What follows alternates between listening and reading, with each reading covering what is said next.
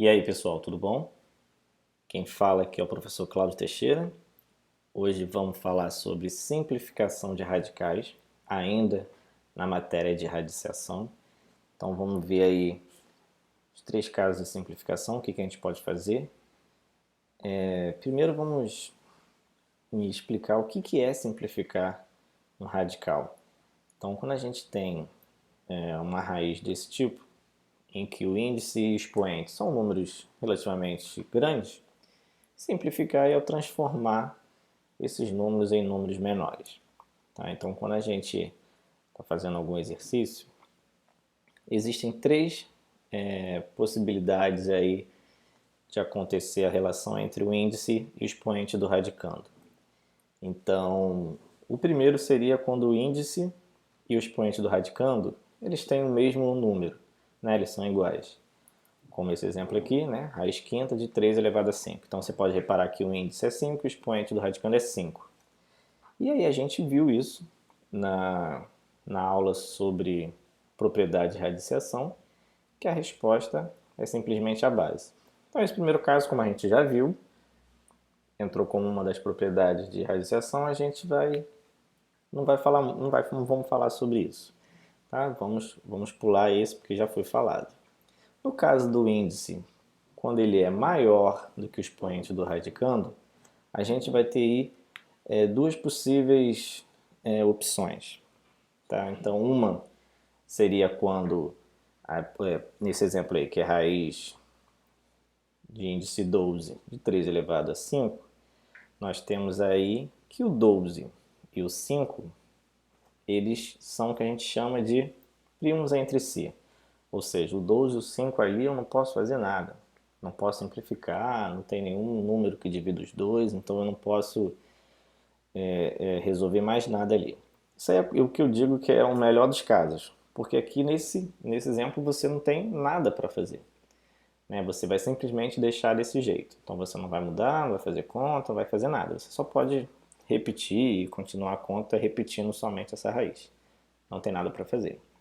O outro exemplo, aqui você nota que o índice também é maior, mas se a gente transformar isso em expoente fracionário, que a gente viu como primeira propriedade de radiciação, ficaria 3 elevado a 10 sobre 18. E aí o 10 e o 18, você vai ver que eles não são primos entre si. Existe um número que divide o 10 e o 18 ao mesmo tempo, que nesse caso é o 2. Então a gente vai simplificar o 10 e o 18 por 2, ou seja, dividir por 2. Então vai ficar 3 elevado a 5 sobre 9. Que se eu precisar voltar para a raiz, daria raiz nona de 3 elevado a 5. É claro que agora, sabendo essa regra, a gente não precisa transformar expoente fracionário para terminar a nossa conta. A gente pode simplesmente dividir o índice e o expoente do radicando direto por esse número, que nesse caso é 2. Ok? Então aí a gente tem essas duas opções quando o índice é maior do que o expoente. E a terceira forma de que pode aparecer aí a relação entre o índice e o expoente do radicando é quando o índice ele é menor que o expoente do radicando. Então aí é que começa a ficar legal. Tá? Então a gente, vamos ver aí com um exemplo primeiro, né? Raiz quinta de 3 elevado a 14. Você vê aí que o 5 ele é menor do que o 14. A gente viu lá na definição de radiciação, logo na primeira aula, que a gente pode resolver esse tipo de raízes do seguinte modo. 3 elevado a 14, é claro que se eu fizer na calculadora, eu não vou fazer isso na mão, é raiz quinta de 4.782.969. E aí, relembrando lá aquela primeira aula de radiciação, como é que a gente faria?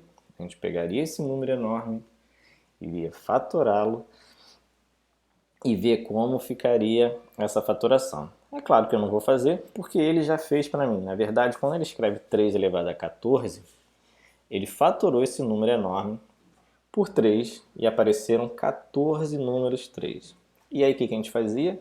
Depois que fatorar, a gente olhava o índice dele e aí esse índice era o número responsável de quantos números iguais eu pegaria. Então, como o índice é 5, a cada 5 números iguais, um deles vai sair da raiz. A cada 5 números iguais, um deles sai da raiz.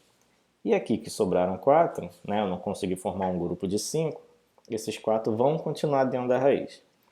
Então esses 2 que saíram, eles vão multiplicar fora da raiz, e esses 4 que sobraram, eles vão continuar dentro da raiz. Raiz quinta, a raiz nunca vai mudar. E aí a gente pode 3 vezes 3, botar 3 ao quadrado, né, para ficar mais bonito. E 3 vezes 3 vezes 3 é 3 elevado a 4. Então aí a gente resolveu, simplificou a raiz quinta de 3 elevado a 14.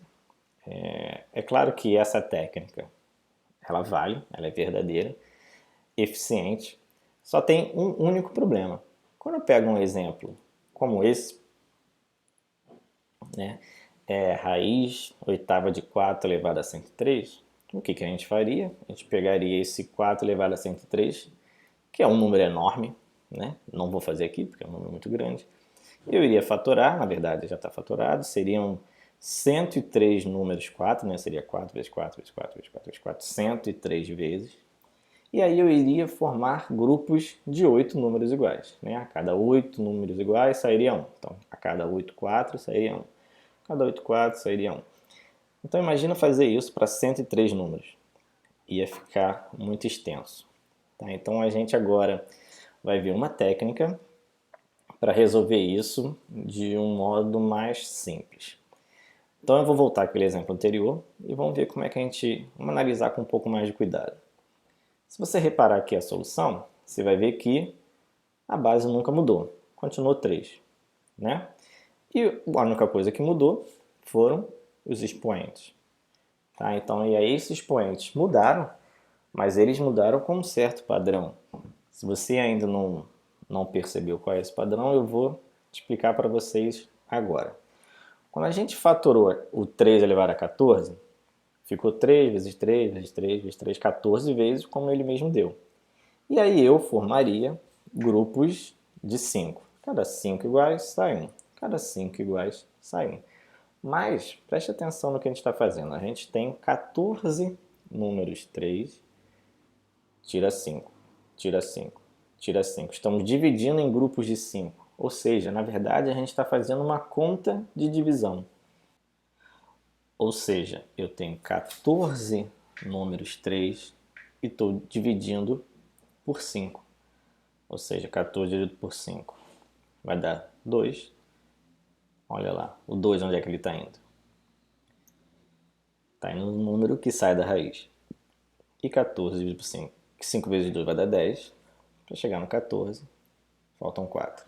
E esse 4 está indo aonde? Está indo no expoente que continua dentro da raiz. Que são aqueles 4, 3 ali que sobraram. Não conseguiu formar um grupo de 5. Tá? Então, vou deixar aqui para a gente lembrar e vamos ver esse exemplo aí de novo. Então, o que eu tenho que fazer? Eu tenho que pegar o expoente do radicando e dividir pelo índice. Então, 103 dividido por 8 vai dar 12, que é 96. Para chegar no 103, faltam 7. Então, esse 12 ele vai ser o expoente do número que sai da raiz, vai ficar 4 elevado a 12.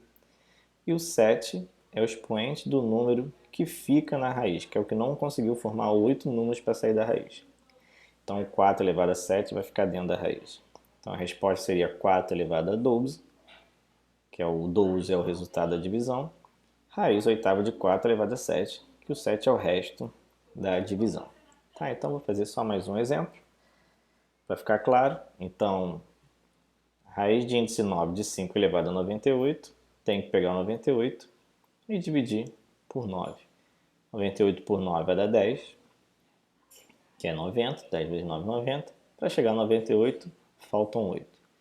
Então esse 10 é o expoente do número que vai sair da raiz, 5 elevado a 10. E esse 8 é o expoente que vai ficar na raiz. Então é o 5 elevado a 8 dentro da raiz. Então a resposta, 5 elevado a 10 vezes raiz de índice 9 de 5 elevado a 8. E aí a gente simplificou esse radical aí. Então a aula vai ficar por aqui. Muito obrigado aí, pessoal. Espero ter ajudado. Quem gostou, deixa um like. E até a próxima aula. Fui.